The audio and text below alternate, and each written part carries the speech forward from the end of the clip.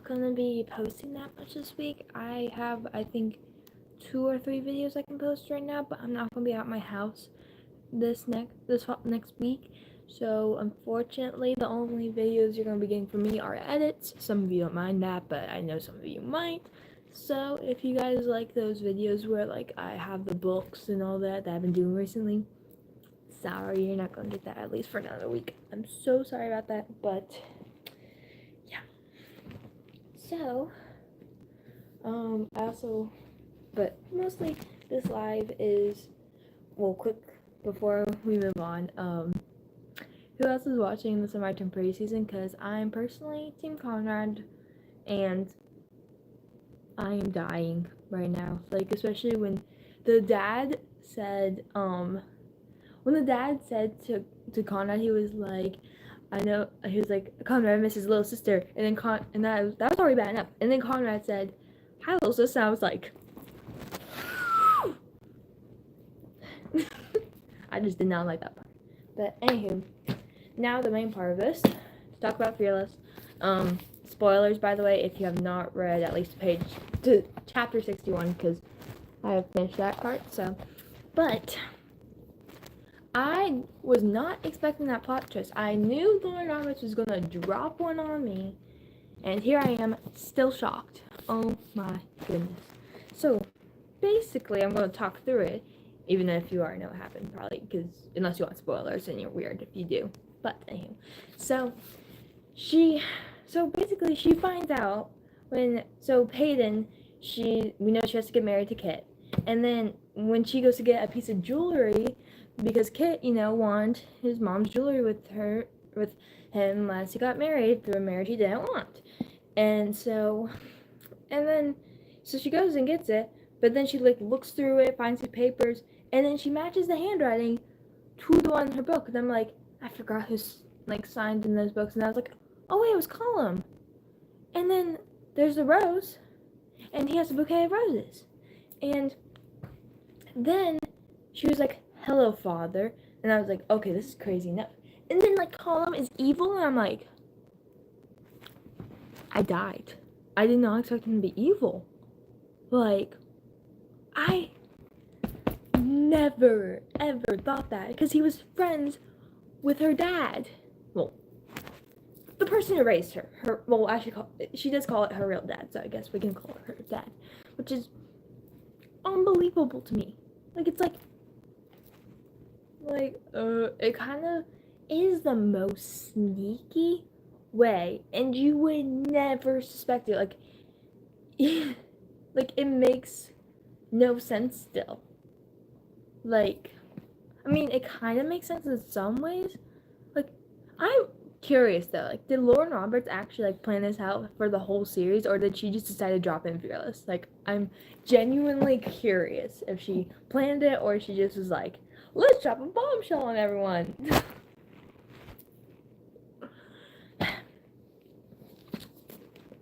She brings me so much pain, and I stinking love her. I don't understand. I love this book series.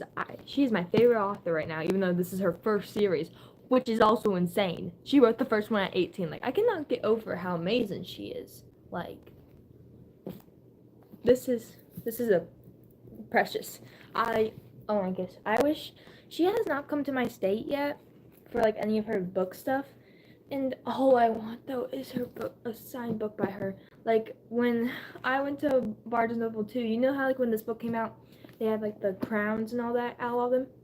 Not at mine. And also they had the little things with Kai, Peyton, and Kit. Not at mine. Why is mine being the bad one? I wanted one of those. And trust me, there would be so many prints of the book in my room if our printer was working. It hasn't for a long time now, and ink is expensive apparently. I haven't looked at the prices, but I'm assuming it's a lot for printer ink. So, gosh, how badly I want to print out so many Kai and Peyton things though, and just put them up on my wall and stuff. But it's okay. I'll live. But yeah, it's basically where I am. And I also have this book that I have to read for school. No, I'm kidding. Like, this is a great book. Don't get me wrong. I read 66 pages of it of the 375. Yeah, I'm not happy. Man, oh man, how I wish like I could just like there was like there were okay books. They had like Peak and then they had this, but they didn't have like great options. At least I got to pick though. I'm not complaining about that part, but yeah, I've watched the movie. The movie this is awful so far. This is way better than the movie, though. Let's be honest, the book is usually like 99% of the time better than the movie. I don't think I've come across something where it's better. So yeah, sorry, I'm talking, but so yep. Hopefully, wait, what? Does this have 11 chapters? No way. Oh my gosh, how long are these chapters? There's 11 chapters and then 375 pages. I can't do that math. What's that math? That has to be like... I'm not doing that math right now. I don't want to. But yeah. And then I'm reading 3 books right now, yes. I'm surprised I'm not reading more. You should read more at a time. Well, I did put a pause on Percy Jackson and Titan's Curse because I don't know why, but I like reading that for school. And then technically I'm also listening to the audiobook for Heartless Hunter, so... which is also really good so far, by the way. I do love that one, too. I think I've heard it's enemies to lover, so I'm assuming the lover... and I've heard a lot about, like, Gideon being awesome, so I'm guessing the lover is Gideon. But right now, like, I kind of see what's starting to creep in, because at first I hated him, but then we got his POV, and I was like, I ship. Especially after he made the rose for her, I was like, I ship. Like, it's... gosh, like, I know it's a popular series, but I still feel like it's a bit underrated. Sue me, but I don't know. I did hear there's, like, some spice in it, though, so I'm definitely skipping those chapters. I think I can skip them. Let me know if you can skip them in another video, though, because I cannot read your precious comments on here, unfortunately, when I'm doing lives. It's so sad. But, so, comment them in another video, and I'll know what you're talking about. Don't worry. Anyway, though, so, yeah, and you might be saying, you're watching the 3rd season, but you have not read the 3rd book. Yes. Yeah, I know it's wrong. You should not watch before you read, at least in my opinion. But, like, when it comes out, when you're into it, it's like, I feel like you gotta, you know? Even if you haven't read the book. I tried to, though. I was trying to, like, power through this, and then, like, but then I picked this up again, and I read those chapters, and I got hooked back onto this again. So... these 2 series are really good, though. I heard there is spice in the last book of the series, so that's unfortunate. Well, it at least mentions it, it said, so, yeah. And if you, are seeing my shorts right now, I'm actually doing a whole, like, series on, like, books with romance with no spice. I did see someone commented, like, the selection's a good one. I only have 2 of the books, and it's not even the first one, so I will include those, but don't judge me that I only have, like, 2 of the books, but I got them at Goodwill, so get what you get at Goodwill, and I'm not complaining because they were only $1 each. Anyhow, though, so yeah, I'm going to include those in the video, but I have 3 shorts total so far of books with romance with no spice. I actually don't have, like, many romance books. I have Better Than Movies and then Summer in the City, which I did not know was an adult book till I bought it, but, like, everyone... like, I followed Alex Astor on Instagram, and, like, every time I went to her page, I was like, oh, those are so pretty. I love the Walmart one because my favorite color is yellow. But I got the Target one. $23? Yes, I got it because of the sprayed edges. Sue me. And then I also have a book, The Blood Guard. It's signed, and that's the reason I got that one. So, even though I don't even know who she is. But I probably will read it when I'm older because it's like I think it's an adult book as well, so. I actually have 4 adult books, and I'm 13. One of them, though, I think was a PR package because I didn't get it on Goodreads giveaway. And then the second one I entered a giveaway for. The cover looks cool. But, you know, it's not appropriate. But I got it before it came out, which was a cool thing, so. It's called Severed Heart, The Severed Heart, and it has, like, a black cover. It has, like, a little silver tag thing. So Some of you might know what I'm talking about. Some of you may be like, I'm crazy. So I am crazy. Okay. But also I want to show you something real quick. So I actually had never mind. I was gonna show y'all something. But I'll just tell you. Today I also had my best friend over, who I barely get to see. Like she came to my school the last year I was there. So that's kinda sad. But she came over and we both our two things that connect us are love of dogs and love of Harry Potter. And so we had a Harry Potter, not marathon, because we didn't even finish the third movie because we started the third movie because that's one she chose and I didn't care because I love them all. And we got most of the way through that. We didn't finish the part where like they go back, like Harry and Hermione, they go like back in time to like save Buckbeak and Sirius. We didn't even get to the like saving Sirius part yet, but they did save Buckbeak. So yeah, we got that far into the movie, and then so her mom came, and it was a scene before Hermione got punched, like right before. Not Hermione got punched, she punched Draco. So it was like right before that, and like she was like, oh, that's the best part, and she had to like do a run to like a shop near us, so because there's like a lot of shops near my house, like they're like 4 minutes away. It's awesome. And so she had to go like return something, and so she gave it, so that gave us time to watch it. And then like she ended up like, it was not in like the one near me, it was in like the one like that kind of nearish, but not like as close. So she had to go to that actually, so we had time to watch more. So that was fun. I had my mom, she got us some stuff. We had butterscotch beer, butter beer, you know, because they can't do it because it'd be copyrighted, from the Flying Cauldron, not the leaky one. And it wasn't that great. It was from, I think, Target or Publix. It was one of the two. But the best one I've ever had, I've only had two though, was from Cracker Barrel. That one's really good, and it has like a little thing where you like push it. I actually uploaded a video of it. If you go to the playlist I have playlists, and if you go to the Harry Potter one, then you'll see it. It's in there. So yeah, you can go see that one. It's really good. And then it was just the one I had with her was just very sweet. It was alright. And then we had Harry Potter gummies, which I actually have one with me right now. Good. So there were these so these are kind of what they looked like. They had all of the houses. There was only one Ravenclaw one of these, and I had like a million Slytherins, and then there was 4 Gryffindors and 3 Hufflepuff ones. But then there's like gummies inside, like not all of them are like that house in there. So there's like a sorting hat, there's the golden snitch, and then there's the 4 houses, so there's 6 types of gummies. And here, then we had bricks being together. This is my second time having them. Honestly, it's funny because I actually I like earthworm, sorry, not earthworm. I like earwax better than grass. Grass is actually kind of gross, and soap better than grass. It's kind of funny. And then we had some butterbeer candies. It looks like she only ate one of hers. I guess she didn't like it though, because these were supposed to be hers, so I took them with me. And then my mom also got us these. I had got these for Christmas, but she didn't want any, so more for me. And then there were also butterbeer Hershey Kisses, but she didn't eat any of those, and like I like them, but I don't really like them that much, so I didn't eat any of those either. And then we had popcorn, so that was fun. Anywho, yeah. Actually, I want to have a gummy real quick.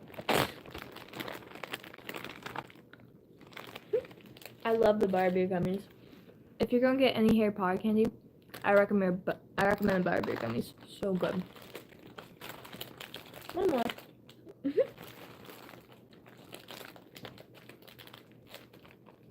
Okay. 1 sec.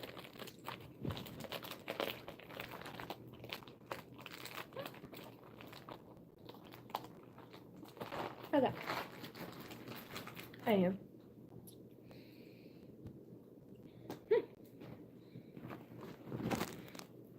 So that was all I did today, pretty much. So, yep. But I also want to see. Actually, let me get my journal real quick for y'all. Because I want to tell you Where's my journal? Here it is. So, let's see. So, let me see. So, I want y'all to know my top books so far for each of the months. So, oh wait, actually, let me just tell you my 5 and 6 star books. So, these are the best books I've read so far this year. So, 6 star books, I have Powerless, Powerful. Then 5 star books is Once Upon a Broken Heart, Percy Jackson and the Sea of Monsters, and then Percy Jackson and the Lightning Thief.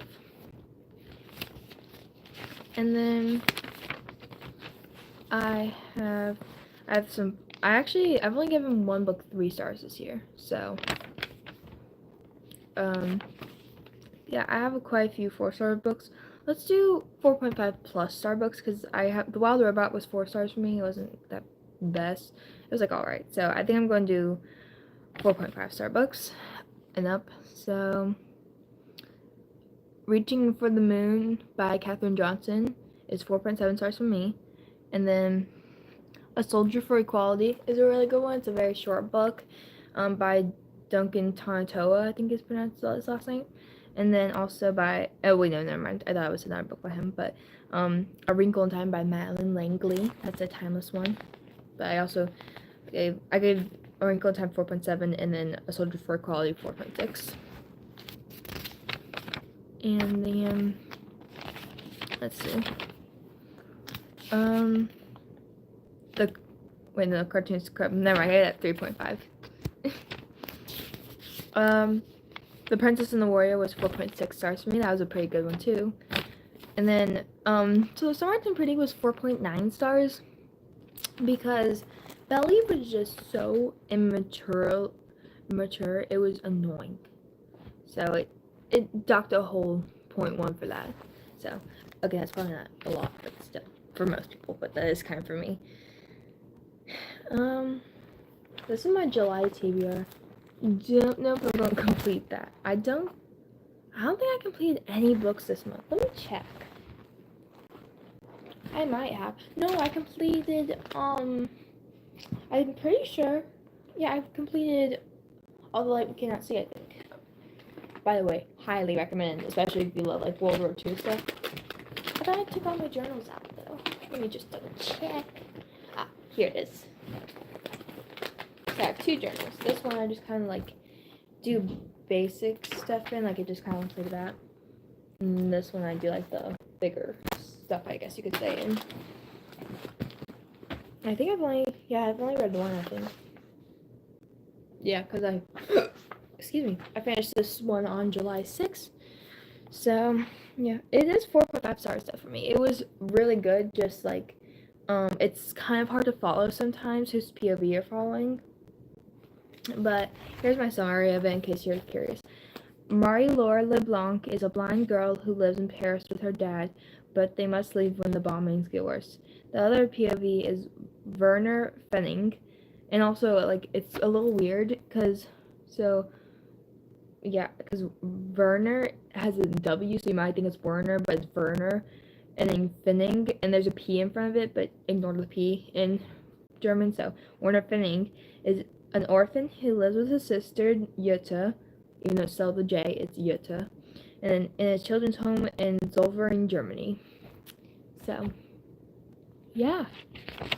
I really loved it. It was a really good book, so I highly recommend that one. I've heard there was one person who commented about reading it one time, so I know at least one of my followers have, but if you have not, and you love, especially if you love World War II, like in books, which I do personally, then I'd highly recommend it.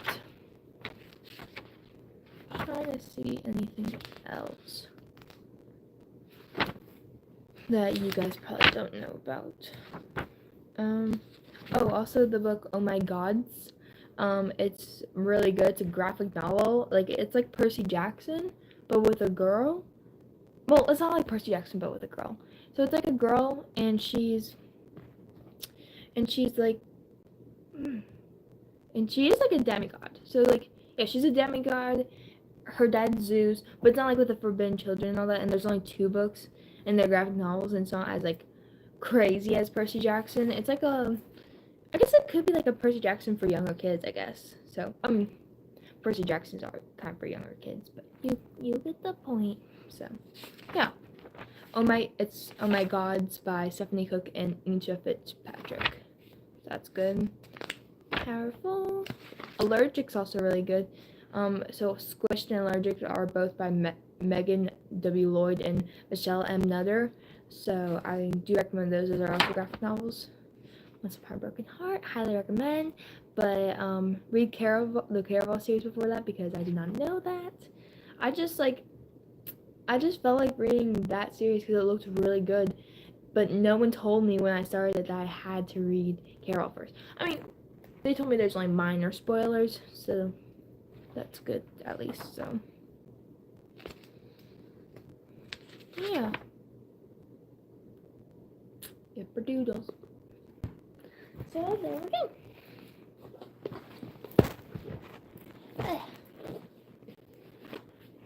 But I think I am just going to read now because I am dying to read more of this because I really want Kai and Peyton to be together. Though I have had like kind of like spoilers where it's like so I think because like also so okay, let me just say this much. So Lauren Roberts is coming out with a novella for Kit. The last time she came out with a novella, that person died. So I think Kit is dead, and I've also seen some things like about like hinting that Kit's dead too, because some people don't put spoiler warnings at the beginning of their shorts. I am calling you out if you do that. Like, it's so annoying because I'll be scrolling and like most people like will be like fearless spoilers, and I'd be like, oh, but other people just go on right ahead and like I'm like, seriously? Like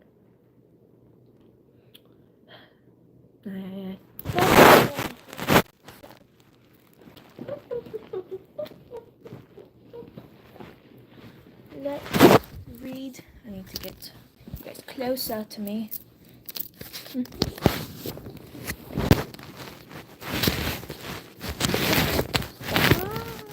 No.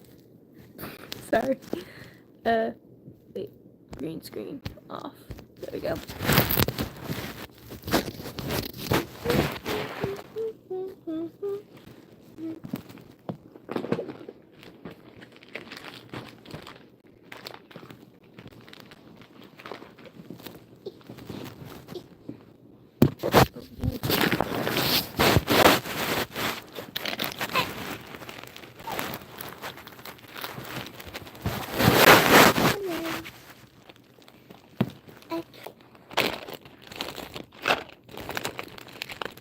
I am on page. I'm sorry, on page 487.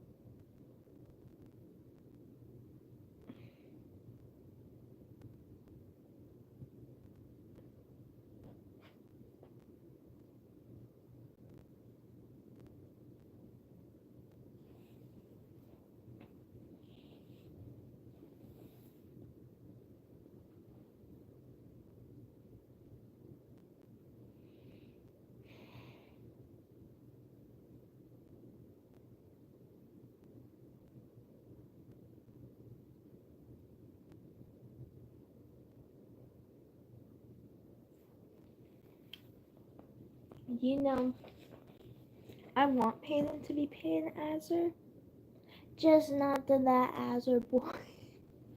I think everyone can agree on me with that, right?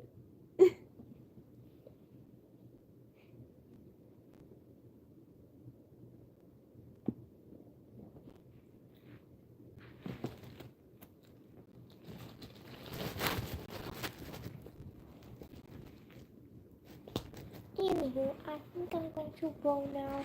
I hope you guys have a great night or day wherever you are, and I will see you all next time. Bye!